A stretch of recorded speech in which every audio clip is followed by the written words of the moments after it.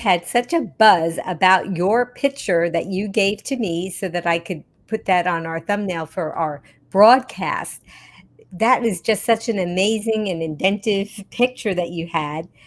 So why don't you maybe begin by telling our viewers and listeners about your journey and how you came, what your life was before this lifestyle and how you came across it.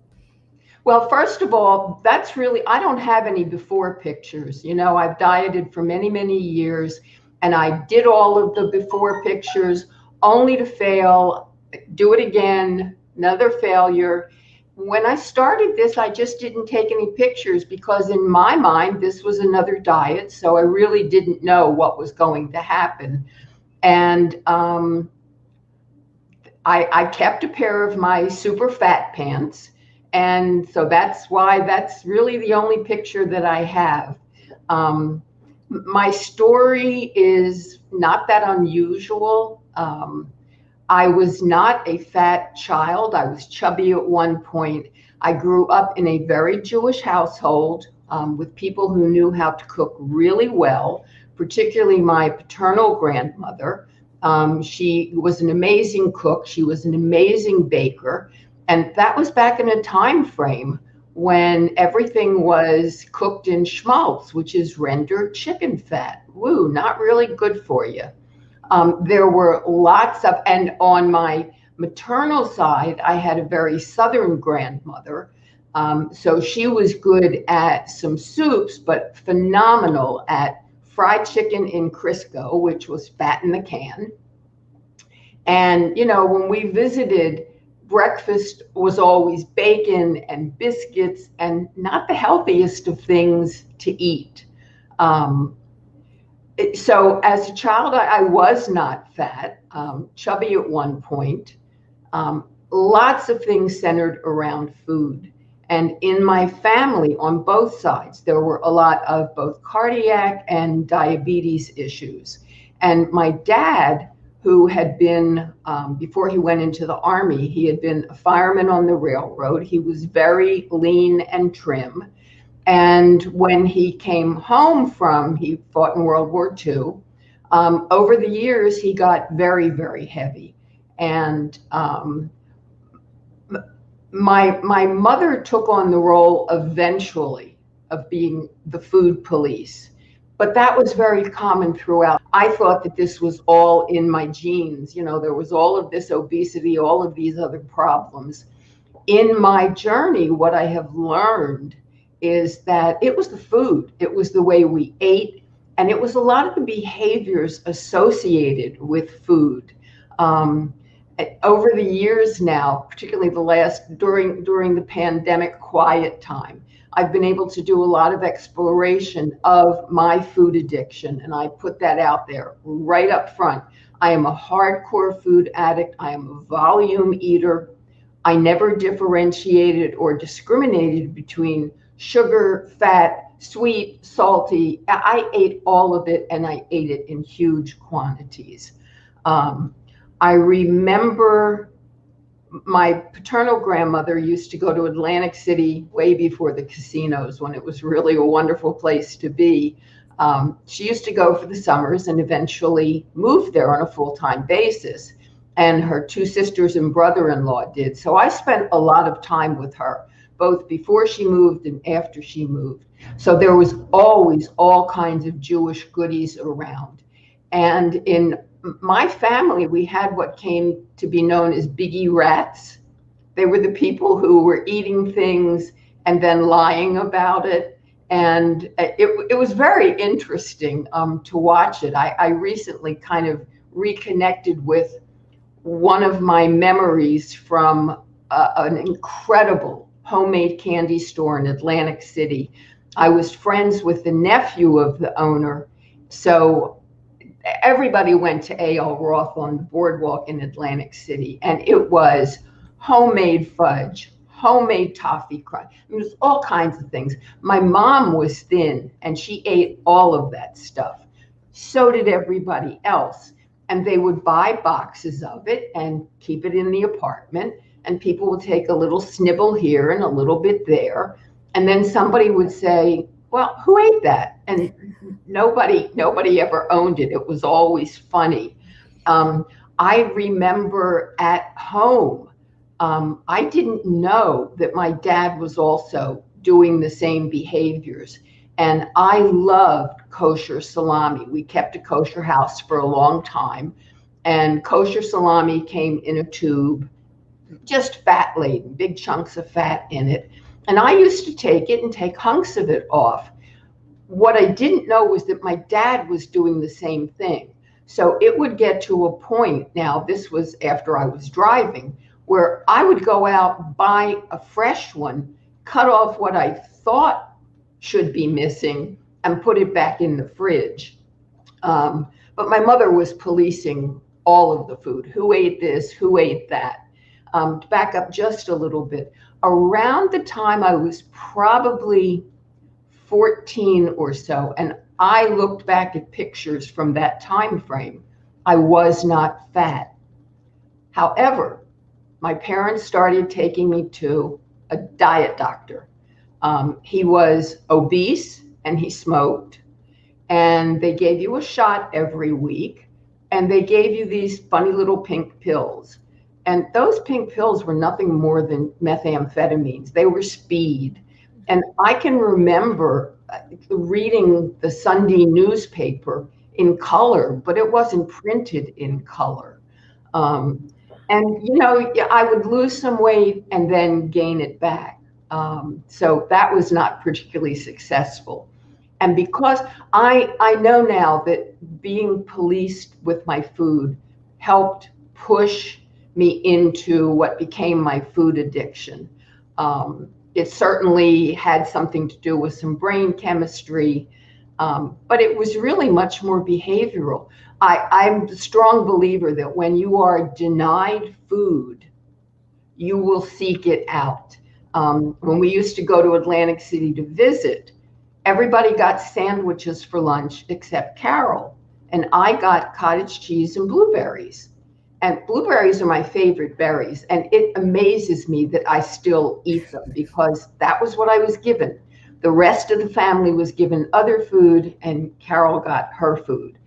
And their apartment was close enough that I knew the stores and the places to go to where I could get Philly cheesesteaks and all kinds of things, bakeries, things that were not, but I was just trying to eat what nobody was letting me have.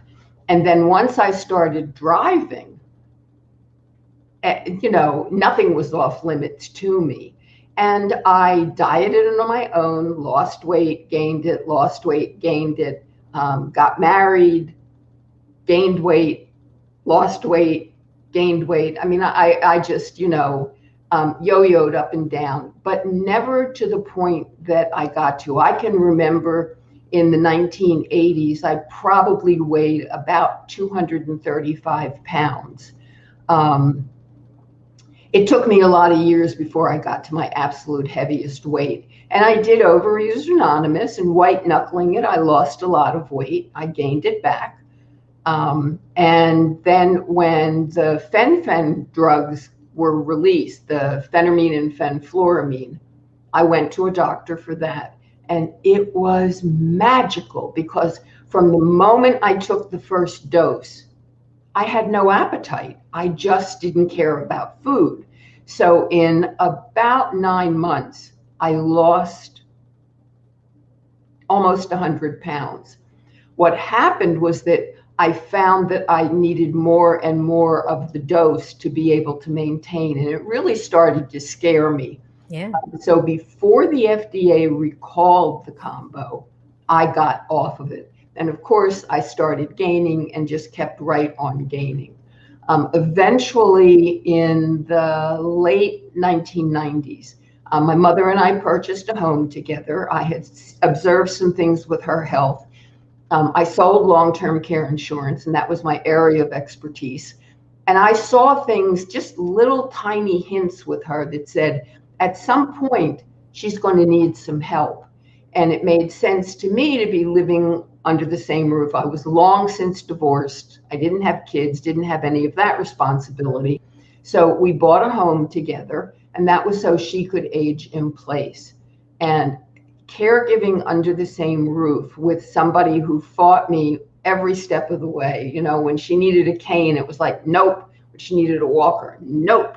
So it really was a struggle.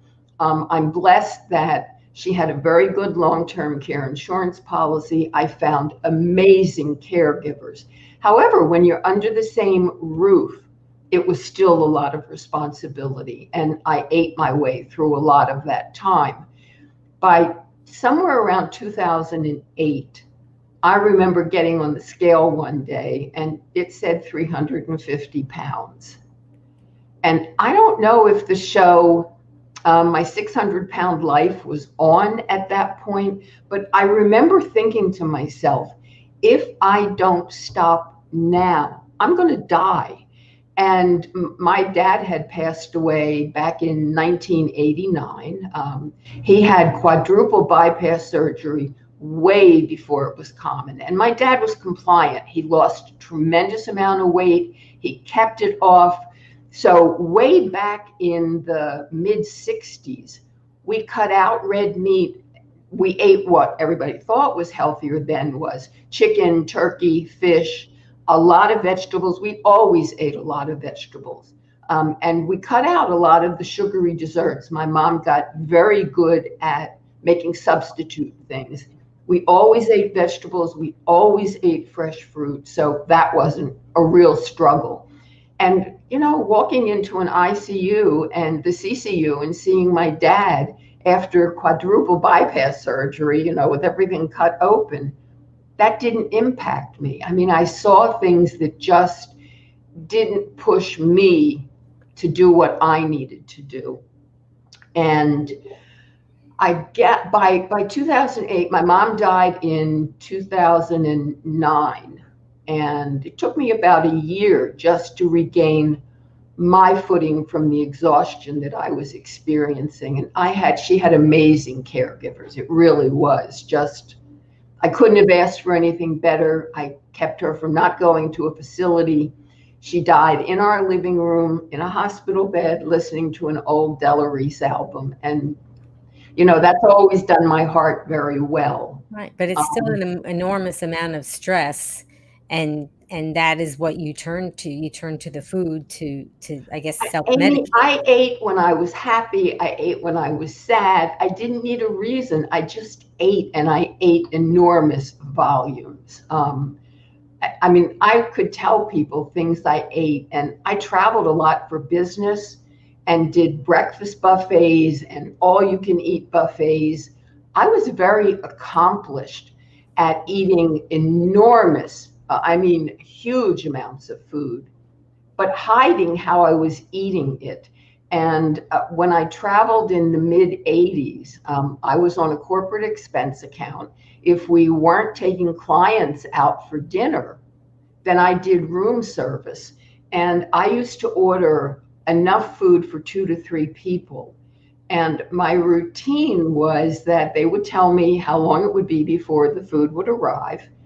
When it got close to that, I would turn on the shower, close the bathroom door, and then when they delivered the food, I was pretending that there was another person there to account for why I was eating all of that food. I've heard stories like that where people have done drive-through and they'd gone through the drive-through a few different times or gone to different drive-throughs so that they could order the amounts of food that they wanted without the drive-through people knowing. Oh, so I would say things like, well, it's for the kids. I didn't have kids, but, there was always some excuse. Yeah. And it just, I lied, I cheated, I stole. It took me, I was in my 30s before I actually understood that I was a bulimic. I always thought that meant you had to binge and purge, and I could never make myself purge. Right. But I did diuretics, and I stole those from family members to get their prescription meds.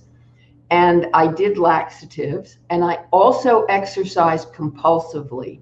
And that's a form of bulimia that most people don't know about. I was exercising 5, 6, 7 days a week. So I'm very, very, I have a very sordid history, but it's not unusual. It's very common. It's what a lot of us have experienced. Yes, I'm glad Um, that you're sharing it because I think that a lot of people that are tuning in are kind of nodding to themselves. Either they are experiencing this or they know of somebody that is experiencing this. And there really needs to be some compassion for people that are going through these things because it's not what you want. Nobody wants to live like that, no, you and know? it was not a very good way to live. Right. And I always thought that I was healthy because I had just slightly elevated blood pressure. My doctor said with my cholesterol, now you're just borderline with that. And I did suffer from depression and anxiety, so I did take medication. But I always thought I was healthy.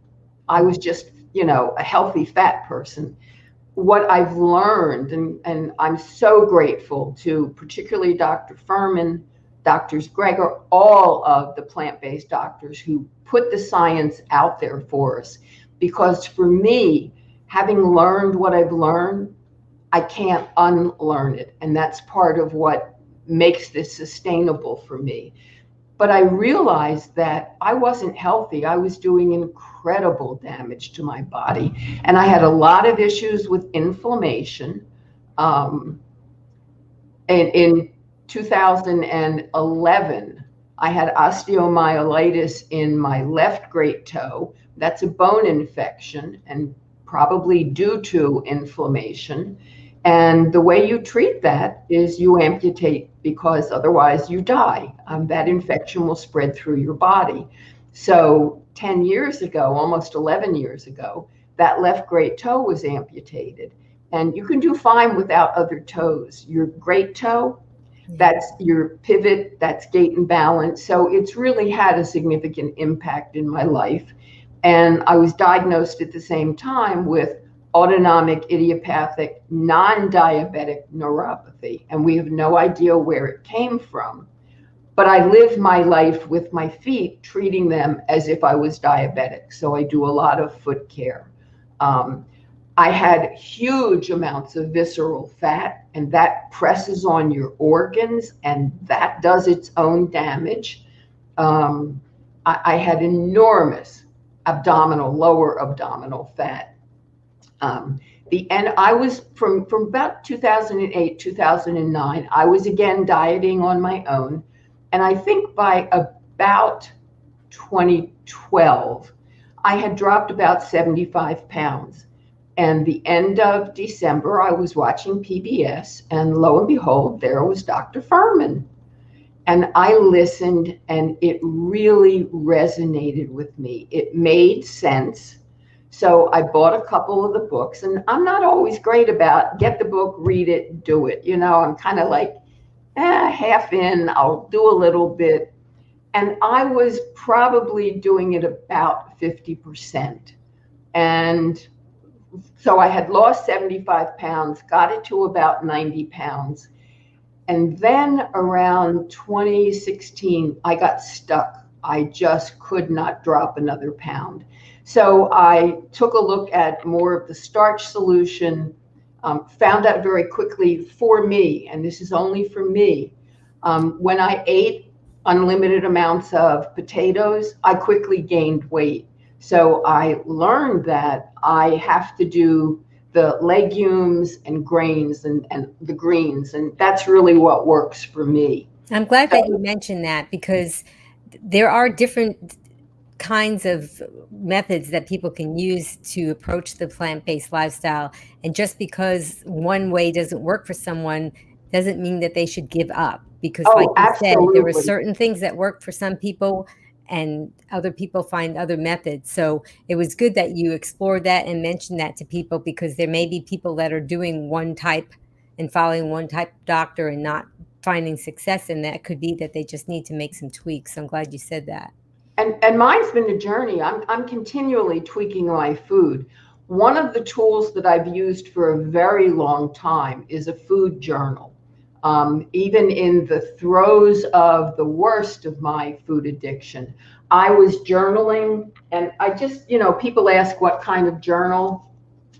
It's just a plain, simple notebook. Staples had these on sale a couple of years ago. I think I paid 25 cents for them. And the top portion of the page is where I write my food. And I wrote my food even when I was eating crap. Hmm. And more in probably the last 5 or 6 years, the bottom is where I write my feelings, my emotions, what are the things that are going on.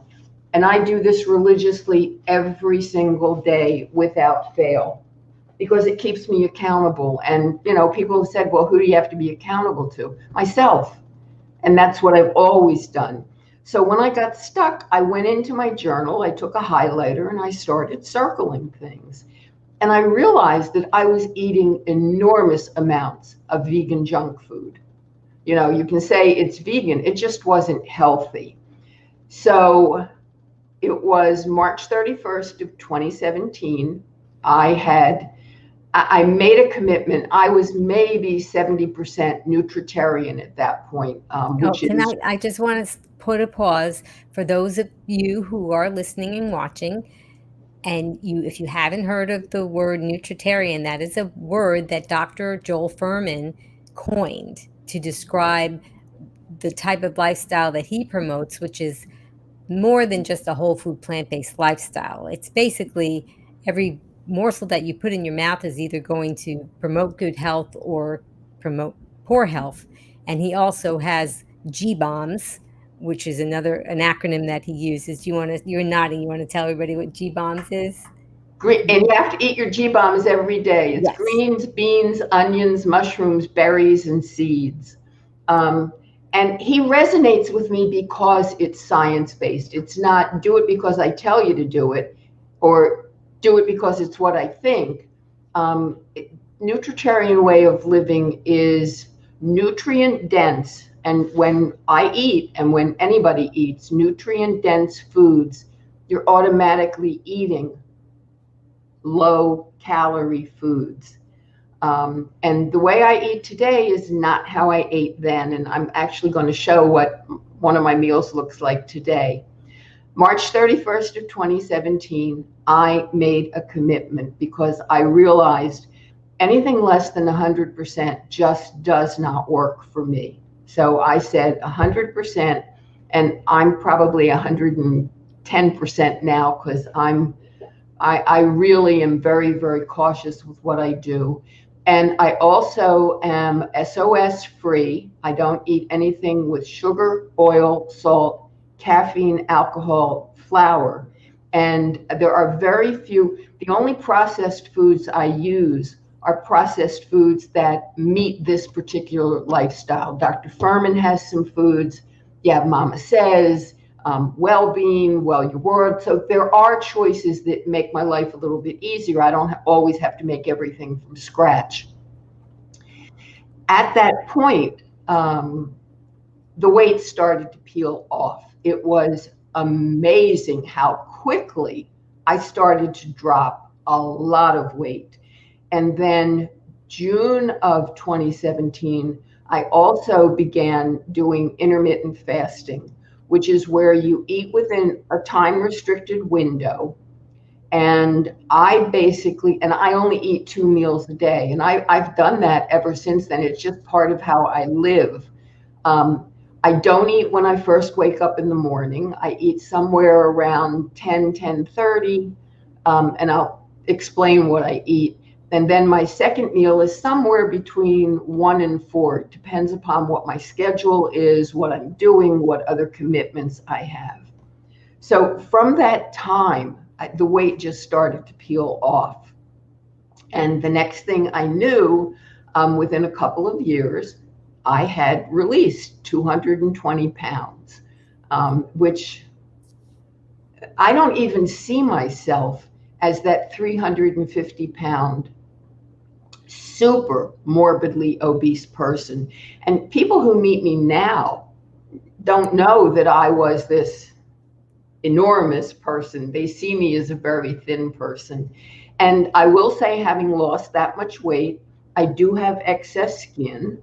I have no intention of having surgery. I will be 74 next month. So to subject myself to multiple major surgeries does not make any sense to me. I've learned how, to wear sleeves and things like that. And I know some people who have had surgery and had problems with infections. I know other people, they've been very happy with it. So it's a personal choice. What I am going to do is go to a plastic surgeon so that they can tell me how, if I was going to have the skin removed, how much would be taken off. Because I think when I get on the scale, I now weigh right around 135 pounds. I think my body is actually considerably less than that because of the excess skin. But the surgery just does not make any sense for me. Yeah, Um, I saw somebody that talked about it, and I think for their situation, and everybody's different, it was 20 pounds. and it wouldn't So, surprise me. I yeah. sometimes say, oh, I think it's maybe this, maybe that, but I don't spend a lot of time looking in the mirror. I Mhm. know where I have ripply hanging skin, but it's not like, it hangs down over my shoes.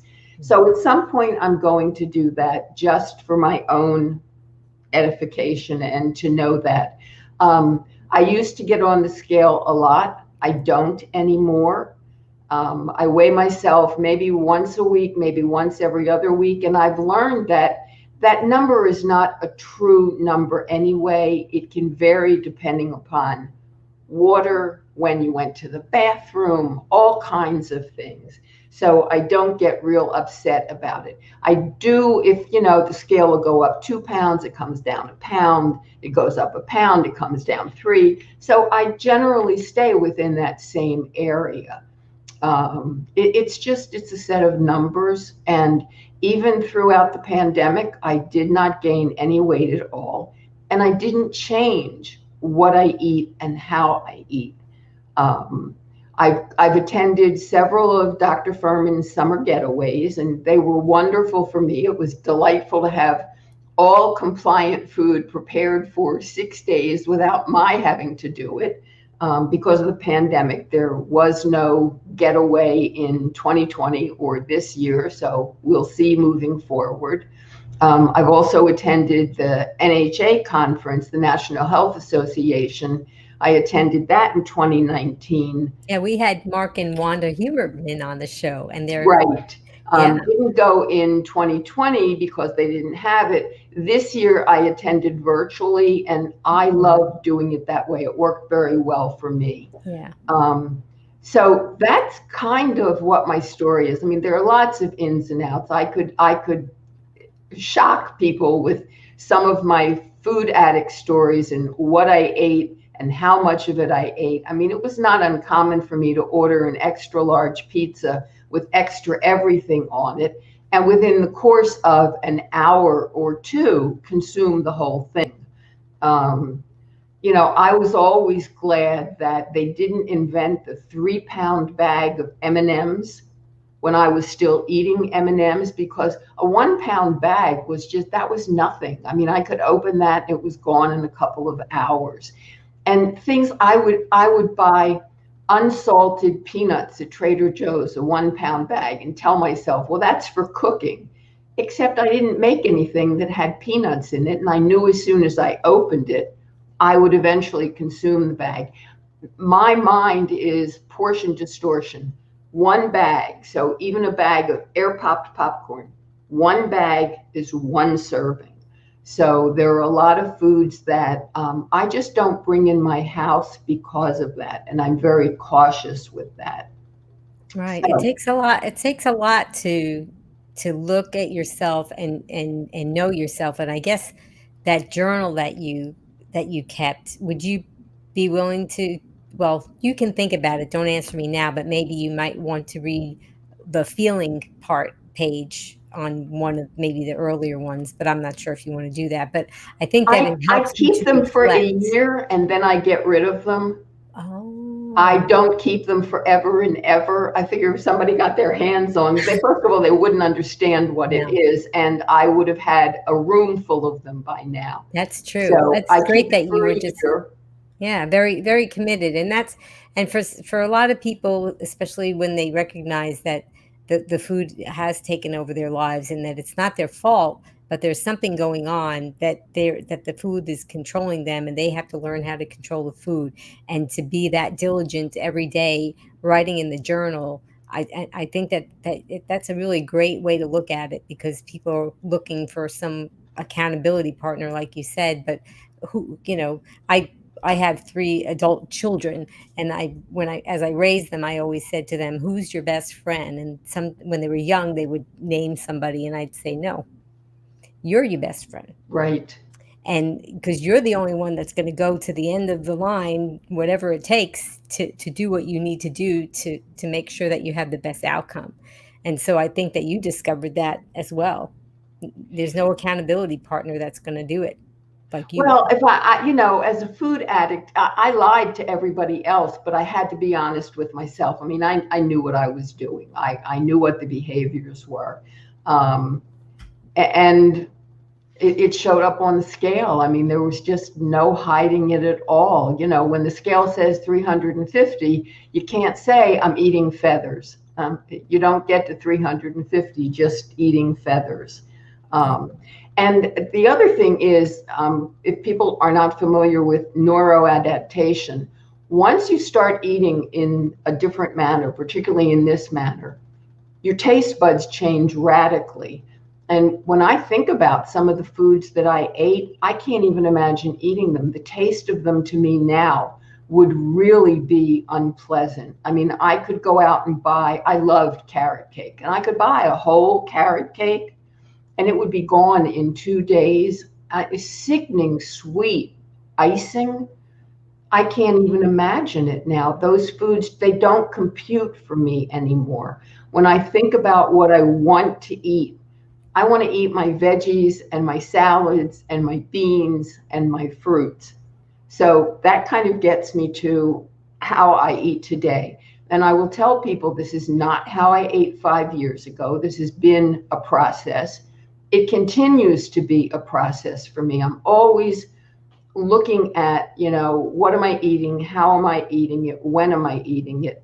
I try to finish eating by no later than 6 o'clock, and that's actually pretty late for me. I really prefer to finish by 3 or 4, and that allows my body at least 5 hours for the digestive process to work so that by the time I'm ready to go to sleep, my body is done digesting and I go into the healing restorative stage, and it allows me to get a better night's sleep.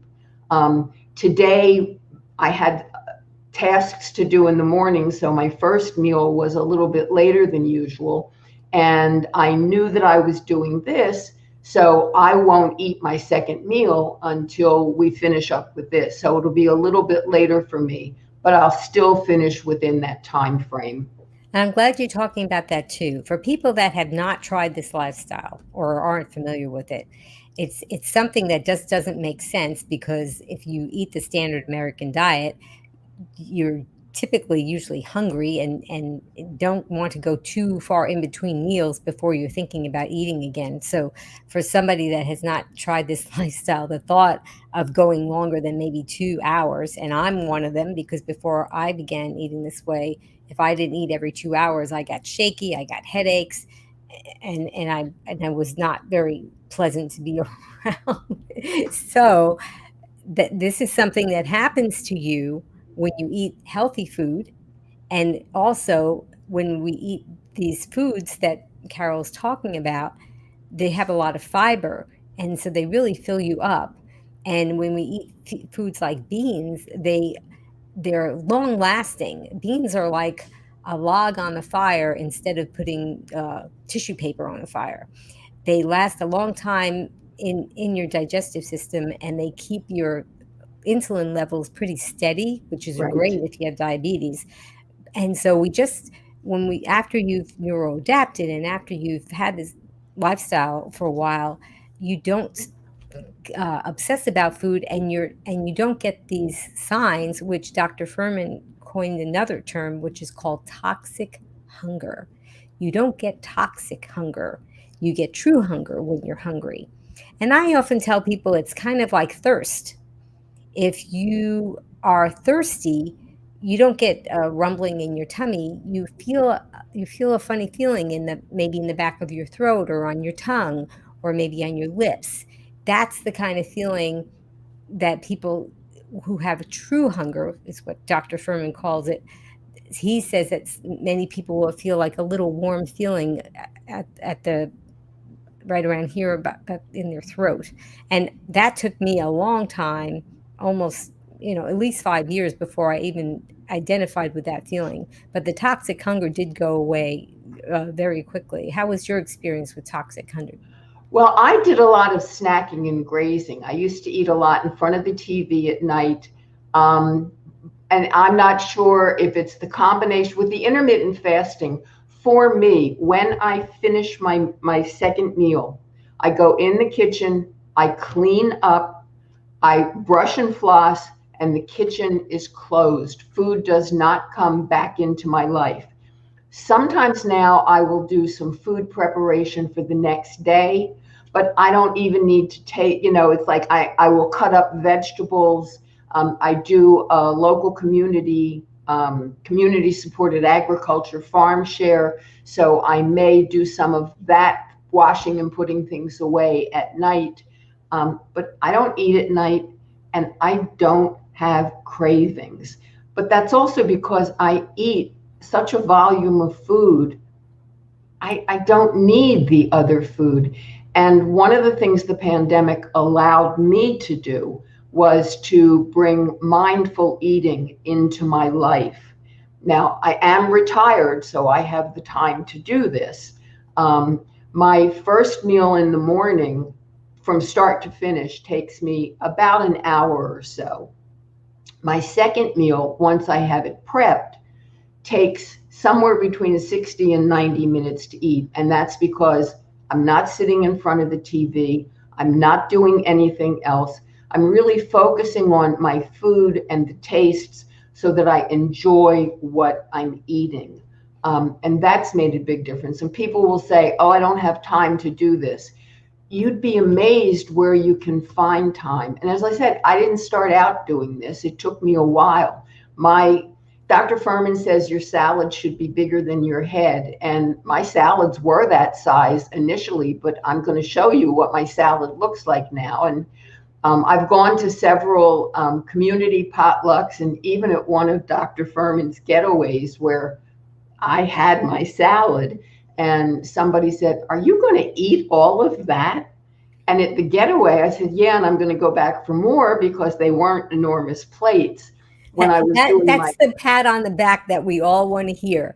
We just want to sit down at a table amongst other people, and we want to hear somebody say, "Are you going to eat all of that?" Because when they say that, we know we are on track and we are doing the right thing. Absolutely. And it's all healthy food. It's nutrient dense, so it doesn't have a lot of calories to it. And it is really funny. I mean, I have a container that I would use to go to my community potluck. And one woman said, it was, sitting in front of me, and one woman said, oh, you brought that to share with everybody. And we all had to laugh because the people I was sitting with knew that that was my salad. That was not shareable, folks. Do not touch that or I'm going to have to hurt you. So, it's just, it's very funny. And a lot of people do not eat the way I do. And that's fine. You have to find what works for you. I think what's important is there is a way that will work for you. What I do today is not what I did in 2017. And I'm continually learning, I'm continually reading. I go back to Dr. Furman, Dr. Greger, Neil Barnard. I mean, there's such, Michael Clapper, there are so many whole plant food docs out there who bring us the science and help us stay on track. And it's a good reminder for me. So here's what I eat. My first meal of the day, this is the bowl that I use. And I water saute. I always start with onions, and I buy organic as much as I possibly can. I water saute onions, peppers, mushrooms, and garlic. And the pan that I use is quite large, and I get 2 days worth out of it. Yesterday and today, it was green beans and cauliflower, and that's the bowl. And Not so tiny. to let everybody know, you say you water saute, which means that you do not cook with oil, and it is Absolutely actually not. possible to not burn your food when you're putting it in a frying pan or a wok. You just need to put a little bit of water in there and mix it up, and if it's sticking, just add a little bit of more water and deglaze it, and you're going to be fine. So go ahead. And I've gotten really good at the water sauteing. I mean, it's how I cook. I don't have, there's no oil in my house. I think I actually have avocado, a little container of avocado oil, but that's to put on my skin for dry skin. Other than that, years ago, and I had quite a collection of different oils. I got rid of all of them. Now, I am a vinegar junkie. So when you open my pantry, I probably right now have between 25 and 30 different flavors and varieties. I've always loved vinegar. And eating this way, I actually can taste. Right now, I'm using a Danjou pear vinegar. It's not a thick balsamic. I use multiple vinegars. I can actually taste that in my salad.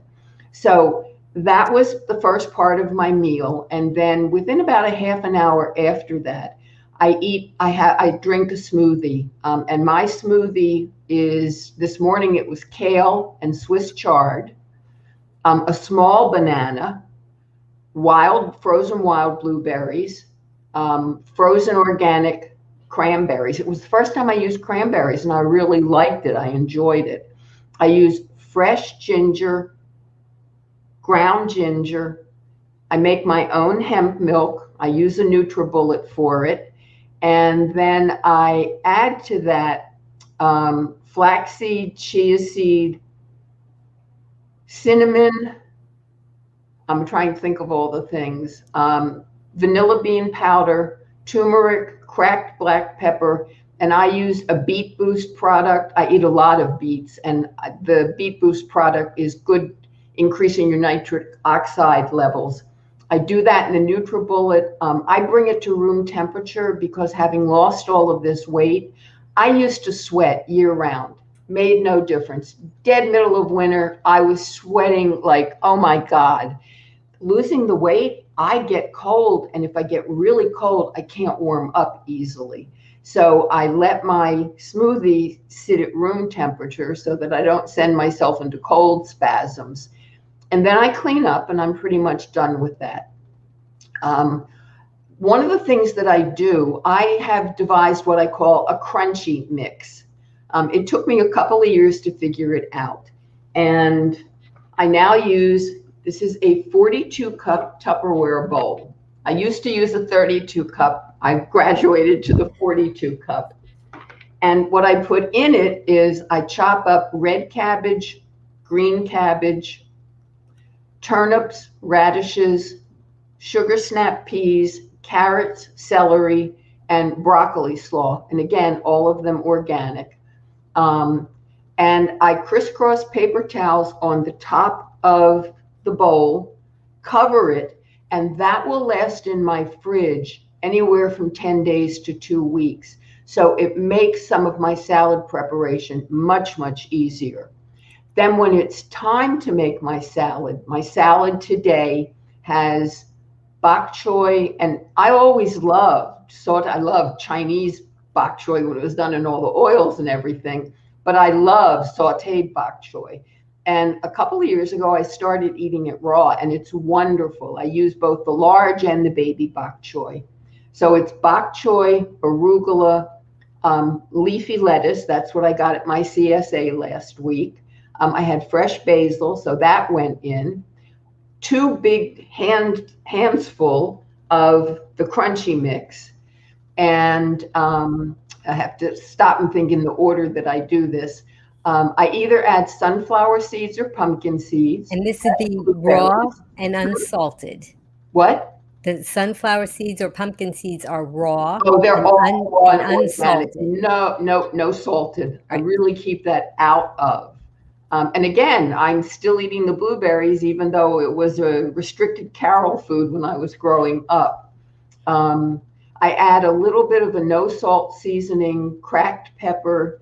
I use dulse granules, so I'm getting the iodine and turmeric. I really like the taste of a little bit of turmeric, and I love smoked paprika. And then what I add are what I call the wet ingredients that I wouldn't put in my crunchy mix, because if I did, it would get slimy, and I won't eat a slimy salad. Does not work for me. So then what I add is some kind of cucumber, mini sweet peppers, broccoli sprouts, and I don't sprout my own. It's just one person, so it's a lot of work. I buy them organic at Whole Foods. Today I cut up an heirloom tomato in it. Right now I'm using an organic vacuum sealed beet. When I get fresh beets, I'll use those. I use about 2 tablespoons of fermented sauerkraut, because that's good probiotic. It's good for your digestion, but only a little bit because it's a little bit higher sodium. I add scallions. I make my own pickled red onions and I add those. And then I have a mishmash of dressings that I add. And I use a little bit of Grand Reserve balsamic. I make my own salad dressings, and the one I use today is a caraway dressing. That's one of Dr. Furman's recipes. It's from the apple bok choy salad. I loved Jewish rye bread with caraway seeds. So eating this with the taste of the caraway seeds is really wonderful for me. It's one of my favorite dressings. I've used his bottled dressings. Well Your World also has SOS-free dressings, but mostly I make my own. I also make my own soy yogurt in the Instant Pot, and I've recently started straining it so it's thicker and more like Greek yogurt. I add maybe 2 tablespoons to the salad. It makes it nice and creamy. I mean, it's amazing all these different tastes that go into it. As I said, today I'm using Danjou pear vinegar, and I'm trying to think. I love mustard, and I use the West Bray no sodium added stone ground mustard. So I actually squirt 3 or 4 dollops of the mustard on the salad, and it just gives it this nice little kick. And this is my salad bowl. It is a 7-quart eco-friendly bowl. Can you all see? Can It's you see beautiful. it?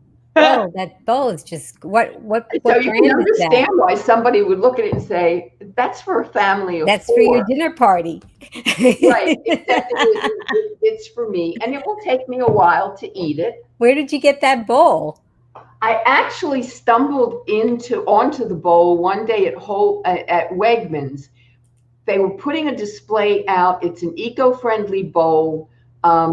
They never had it again. I just recently ordered a new one, and I got it at Amazon. I can give you the information Okay, later, Amy, so if we you can want it. share it with It's everybody. It's great beautiful. salad bowl. It's just wonderful. I would I just think love it's to bring by that to a gathering EcoSmart. and just plop it down.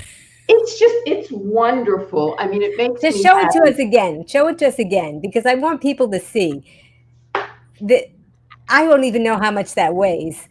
Well, it's a 7-quart bowl. 7-quart bowl. And Yeah. I'm guessing, because at one point I did weigh the bowl, my salads come in easily at 5 to 6 pounds. My Yeah. veggies You'd for be able to breakfast. maybe toss it a little bit just with that, Oh, I will. just to show, no, just to show us kind of what it looks like because we're just seeing the top view. Could you just kind of do that once or twice to the camera?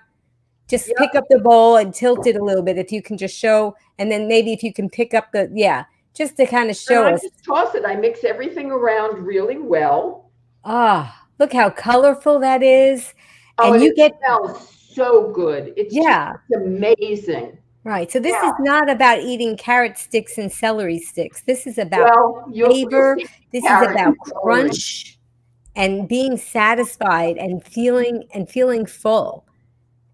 Oh, when I'm done, I am full. I'm just, but I don't feel stuffed and uncomfortable. Right. Now, before I eat my salad, I eat fruit, and I've got four different fruits today. I've got some fresh cantaloupe that I got from my farm share, some red seedless grapes, and they're all organic, and a couple of small black figs.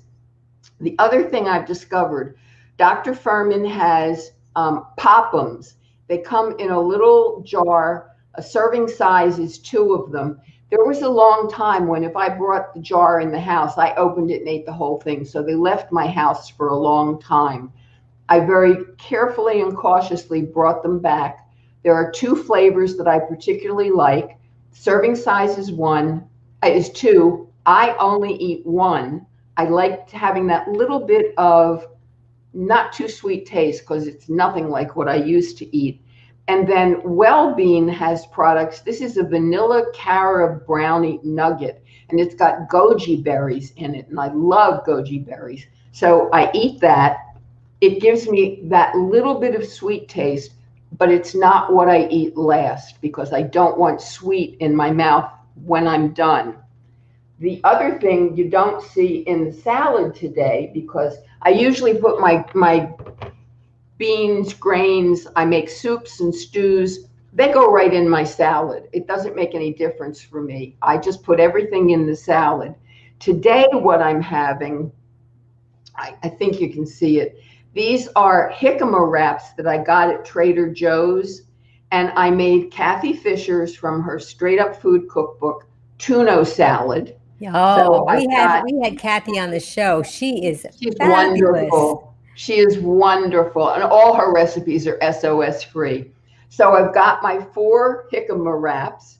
I do have a carrot and some celery, and this was fresh corn from my farm share last week. Now, is that And steamed corn or is it just is it raw? How do you oh, I used to in my previous home. I lived across the street from a farm, and when they were growing their own farm, I used to stop at their produce stand, and it was fresh picked from the field. To me, there is only one way to eat fresh corn, and that's raw. So at the years of boiling it and drenching it in, and the butter used to drip down your arms, I love it raw, and that's the way I eat it. And a lot of foods, like I don't even cut the corn off of the cob and mix it in things. I've become very much a purist, and I really like the taste of what I'm eating in its whole state. So that's kind of the way I eat. And it will take me at least an hour to an hour and a half to eat. And again, that's because I'm going to stay focused on what I'm eating. So I don't, for those of you who are not doing this or you're trying this, do not be put off by what I do and how I do it. You will figure out the pieces as you go along. My salads years ago were probably this size. They've graduated. They've gotten their diploma, and I'm very happy with it. And there are times when I get a little heavy. I have a little bit more lettuce or a little more cucumbers, and there are times when I go, that salad was a little too big. I need to cut back a little bit. Yeah, I've learned how to judge my own body. When you know, I'm finished, go when ahead. I'm finished that meal, I will clean up in the kitchen, and then I'm done for the day. I write down the time I start and the time I finish, and then I look at the window of time. And again, I stay pretty much within a 7 hour window for eating. And then the rest of the time, my body is not processing food. And that's my story, and I'm going to stick with it. Well, it's a wonderful story, and so many people are commenting. I just, Colleen says, she went to NHA conference this year. It was great. Yes. And Jessie T said, ooh, crunchy mix sounds delicious. Great idea. I think it was Apple, hi Apple. Wow, that's a great salad tip. I really think that was a great salad tip because It it, took me a couple of years to yeah, develop my crunchy mix. I just kept working with it and working with it and figuring out what will say. I get about I now I will make a fresh bunch of crunchy mix tomorrow. When I emptied the bowl out today, I still had another serving for tomorrow. So at some point during the day tomorrow, I will make my fresh batch. It used to take me a really long time, but I've been doing it so long now, I can get it all done within about 45 minutes, and it's time well spent. yeah, because you're in touch with your food, you're living intentionally. And Dr. Furman, one of his books was called Eat to Live, because a lot of people are just living to eat. And this way, when you're sitting and you're taking your time, I imagine it's a lot of it is because you're chewing and you're not just gulping down food. You're chewing your food to a cream so that you can Yes. get all those nutrients out of it that are going to help you. But just to be intentional, because I think that we should take some time to be grateful that we have access to food if we want to get nutrition food that has a high nutritional value. Most of us have access to that in one way or another, even if it's, just to get something that's frozen. So to be grateful for it and live intentionally, I think that does a lot for you, not just the food that you're eating, but the state of mind that it puts you in. What would you say about that, Carol? Well, and focusing on what I'm eating lets me taste things. I mean, I'll take a bite and go, "Ooh, that's the mustard.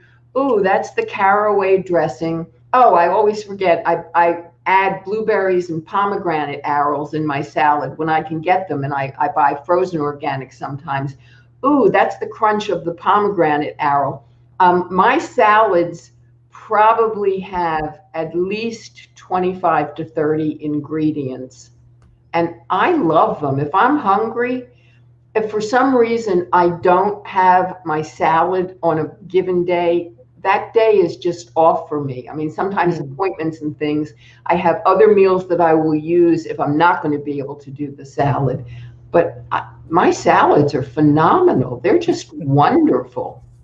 I agree. It looks phenomenal. I make a big salad. Well, I try to make up three at a time, which is my husband Rick is doing this with me also. So I make up six salads at a time, and I love just going through the process of cutting. And as the time goes by, you get more proficient and you get in your routines. And when I used to look at my hands cutting things on the cutting board, and I would say, okay, make sure that the flat side of this is down so it doesn't wobble over, and oh, be careful, watch your fingers. And now, because I've been doing it for so long, it's just an automatic kind of thing. Do you use anything besides a kitchen knife and cutting board Yeah, to make your I salads? use what is it? The Vidalia Pro Wizard chopper, Uh-huh. and I use that for my turnips and my radishes. I actually hand chop my carrots and celery to put in. I find it's actually faster than having to cut and then use the Pro Wizard. Sometimes I cut the snow peas if they're too big. Most of the time, I just throw them in whole, and then I do the work in chewing it. Dr. Furman says, make sure you masticate your food, which is always funny. Chew it to a liquid state. Right. And Dr. Clapper says, chew, chew, chew your food to a cream. So you can get the nutrients and also to digest it well. Well, it looks like we And have. I do Go ahead. add I add one walnut half broken up in my salad because that increases the absorption of the micronutrients in the greens. Excellent. So Apple, I think, had a question. May I ask a question? Does Carol have any overt fats in her diet, such as nuts or seeds? Thanks. We kind of talked about it a little bit, but why don't you go ahead and answer? I make my own hemp milk for my smoothie, and I use flax and chia in my smoothie. Um, So I do get it. I don't use a lot of avocado. Most people don't realize that a serving size of an avocado is about a fifth of an avocado, and it's too easy to eat more than that. I will make an avocado salad dressing sometimes, but the fats that are in my diet are the healthy fats. Okay, great. I Colleen's, now we didn't talk about this. Colleen has a great question. Did she exercise at all? Yes. Because of the toe amputation and the gait and balance issues, I've been doing seated exercise for probably 10 or 11 years. And I was very lucky that the place I do my exercise classes, we've done them virtually throughout the pandemic. So I sit in front of my computer, and I've actually gone up in weights during the pandemic. So I do exercise. Again, because of the gait and balance issues and the neuropathy, going out and going for a long walk is really challenging for me. So exercise is just important, and I look forward to it. And there are all kinds of exercise. Well, that's wonderful, and I'm glad that you said that, because for some people, they have other issues that are coming up where they can't walk or get around. So, and I'm glad that you have it by your computer. I think everybody should have some hand weights by their computer, so that, or if they're watching TV, by the TV. And you showed that you can still get exercise without having to worry about walking or using your legs. So that's a wonderful thing, because there's a lot of people that may have some challenges. There's Yeah, my somebody, pillars of health are food, sleep, and exercise. And sleep is a critical component. yeah, that more and more sleep is, there's a lot more research coming, and there it even sometimes seems that sleep might even trump diet in some cases. So it is really important to get your rest. We have somebody that's watching now that wants to say hi, and I want to make sure that she gets that, and that's Kathy Cook. Hi, Kathy Kathy. says, Carole, thanks for telling your story. I'm so glad that we became friends. I met Kathy and her husband at the NHA conference in 2019 in Cleveland. Right. And I have a plant-based group here where I live, and that's how I met Kathy, because she's in my plant-based group, and she's also, there's a nutritarian group that Kathy is in. Right, in So we, Sarasota. yeah, yeah. So we got to meet that way, and I want to thank Kathy, and then if you guys click like, you can thank Kathy too, because she's the one that suggested that I contact Carole, and Carole was kind enough to come on and tell her story. And So actually, it was at I think 2018, 2017, 18. Dr. Furman's getaway was at the Saddlebrook Resort outside of Tampa. I think that's where I met Kathy and her husband. So it was either there or NHA or both. yeah. Kathy's just awesome, and her husband Tom is awesome too. And hello to Kathy and Tom, if Yeah, Tom and is I met watching. some of the Sarasota nutritarians too. Yes, yes, they are really very wonderful people. Let's see if we have another question. Kelly wants to know, are you SOS free? If so, what do you use to substitute for salt? So you said that you are SOS free, which is sugar, oil, and salt free.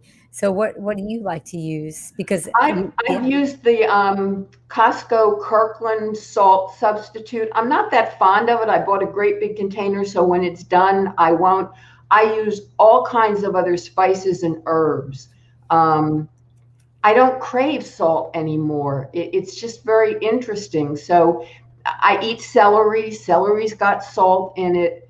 I don't miss it. It's just not part of my life.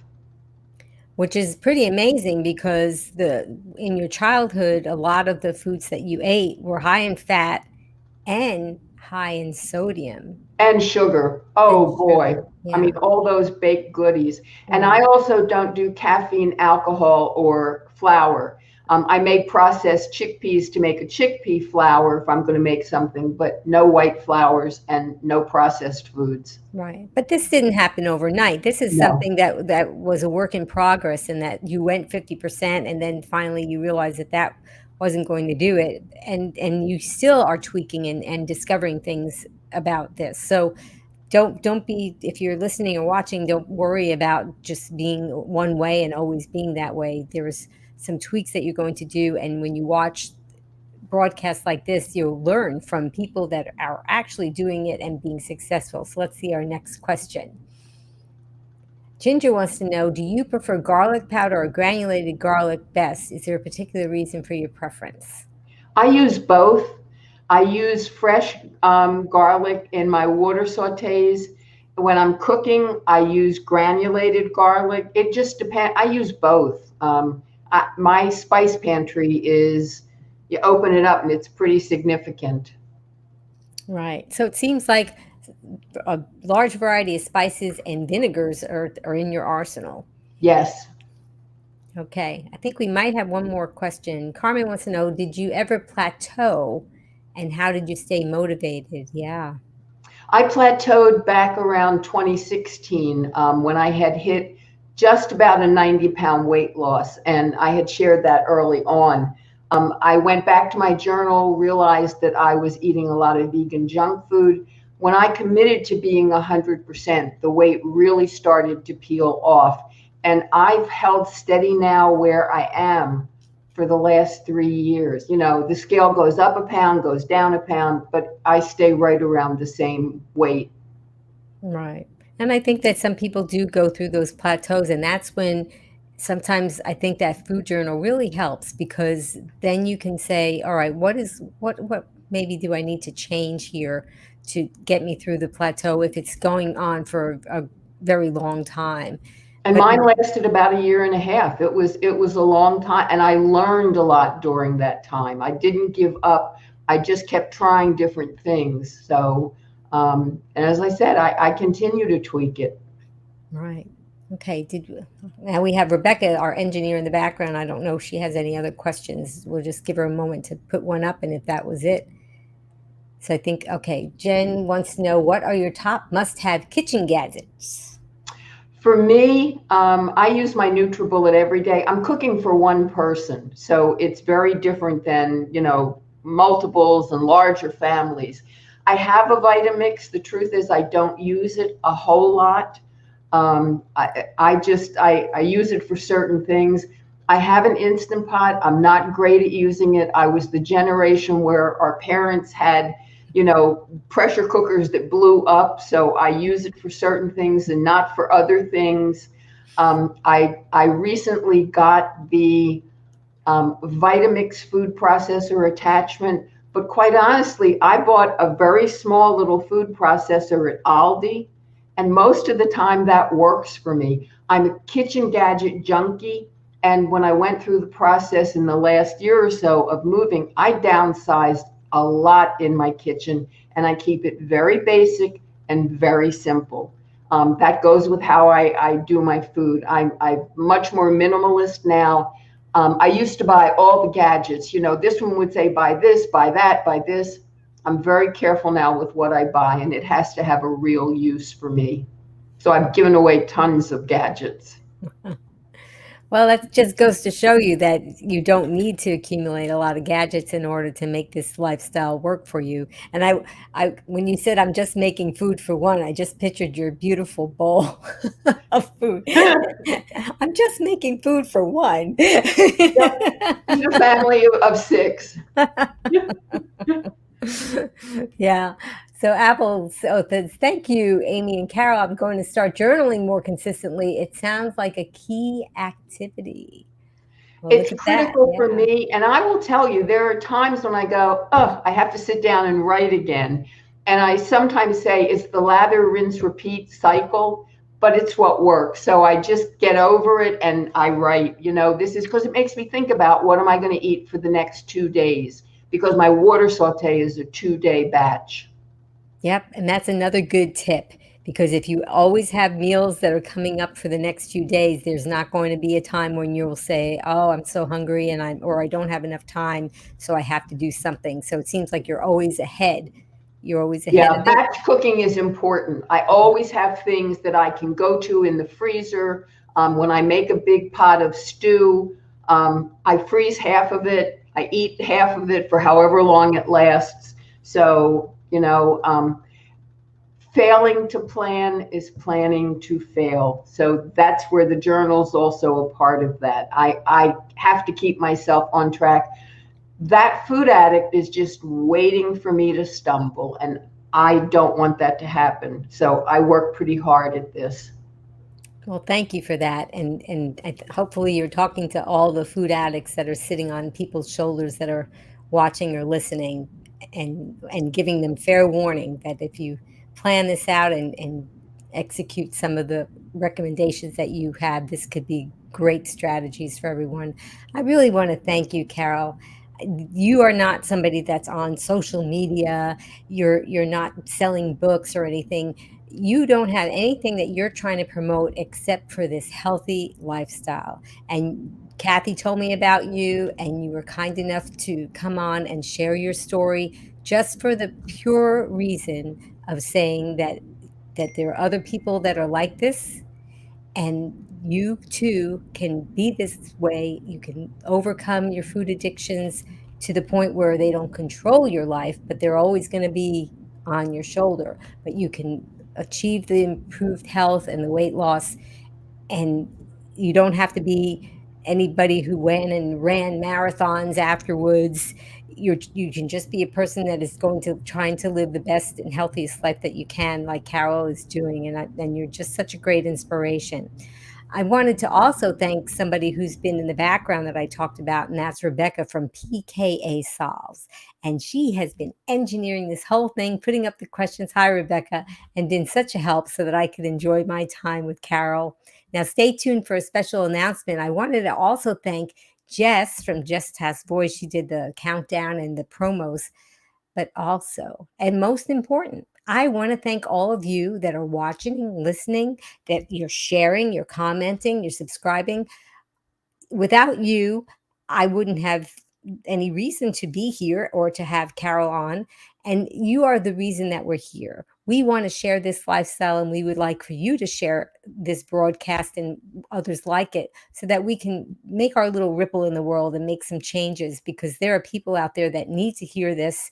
And the more that we like and subscribe, the more it comes up on the internet so other people can hear it.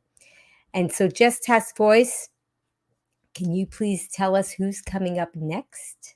David Stack inspires and educates new gardeners to grow their own food and help them shorten the learning curve using organic methods. Bring your questions on Wednesday, August 25th, 6:30 p.m. Eastern, 3:30 Pacific on Be Green with Amy, live.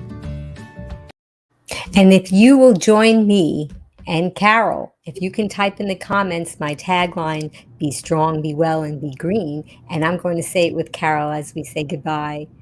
Until we see you again, remember, be Be strong, be strong, be well, well, and be be green. green. Bye, everyone.